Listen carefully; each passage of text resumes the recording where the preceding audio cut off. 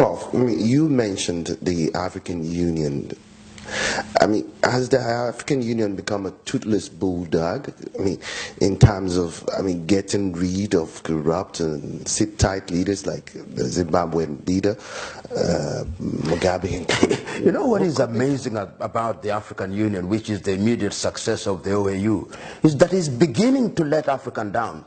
I was amazed about a month ago when Zimbabwean president, whom I respected in his early days as a freedom fighter and as a man of vision and intellect, when he went to the African Union and made a donation of $1 million, and the African Union accepted it, in a situation where the people in Zimbabwe are suffering, where there is almost 80 to 90% unemployment.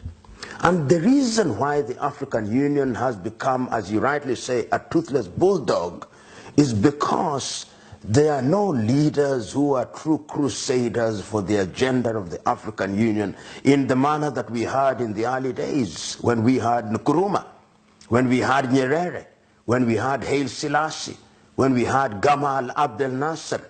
Today, in a very perverted concept of non-interference in the affairs of other nations, and in a perverted understanding of the idea of sovereignty, people are not their brothers and sisters keepers, so that we know that there is a festering wound in South Sudan, and we are doing nothing about it. We know there is a festering wound in the Cameroons, and we are doing nothing about it. A festering wound in Togo, and we are doing nothing about it. And even when the leaders congregate in Addis Ababa for their annual jamboree, they don't discuss these problems. Right now, I would have thought that there should be an extraordinary session of the African Union to discuss a number of things, to discuss the countries which are in trouble, and I'm mentioning them ad nauseum, to ask the question, what is the problem in the Central African Republic? How can it be resolved? What is the problem in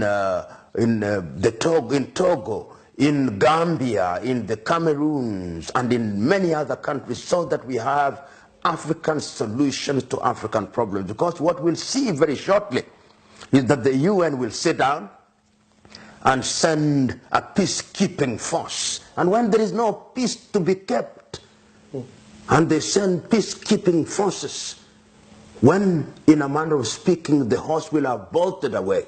So the African Union is very disappointing. When Dr. Mahamat was appointed as the chairman of the commission, I thought that this was a new person that would come with new energy to replace Nkosana and Dlamini Zuma. But what I see is lethargy. What I see is lack of enthusiasm. What I see is lack of direction. What I see is continued pain. I was amazed about a month ago, if I'm not wrong, when the international community asked the African Union to nominate a country to sit in the Security Council, and they nominated the Democratic Republic of Congo. How can you possibly nominate the Democratic Republic of Congo, whose president has refused to hold election, whose country is generating refugees, whose government is controlling Kinshasa only in real terms, and where there is conflict everywhere, and where the resources are being taken away by the Chinese, the Malaysians, and the Belgians, and other rogue individuals from Europe and America, and you nominate such a person? You nominate a hyena to sit in an assembly which is judging how goats should be preserved?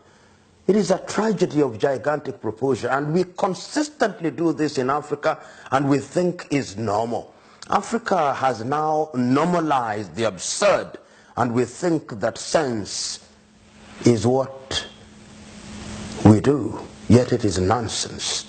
And unfortunately, many of us who are not in positions of influence, our younger generation particularly, think that this does not matter. This matters. If you look at the history of revolutions, it was always the young people. As early as 1908 in Turkey, it is the young people who came up to rise up against the dictatorial regime. We remember even during the Bolshevik Revolution, it was the young people. We remember during the civil rights movement led by Martin Luther King Jr. and Ralph Abernathy, among others, it was young people. In 1968 in France, when there was a problem, initially in 1958 and 1968, it was young people. We remember in Tiananmen Square, it was young people. We remember in Korea in 1980, it was the young people. In South Africa, in the Sharpeville massacre in 1969, it was the young people. In Soweto in 1976, it was the young people. In the Arab world, it's the young people. But our young people in Africa today are imprisoned by Arsenal and Manchester United and Barcelona and Real Madrid, and our young girls are imprisoned by cheap South American soap operas and Beyonce and all. How can that be? How can a continent be so accursed that our young people have no sense of our history, no sense of our presence, no sense of our future? No wonder the Chinese are conquering us by the day. And we are wondering. John F. Kennedy said in 1960, a society whose young men and women are in a constant state of slumber will never realize our potential. Our young people must wake up. It is only the day that they wake up that they will be able to send a clear message to those in positions of leadership that you cannot continue to misgovern us. I look forward to those days.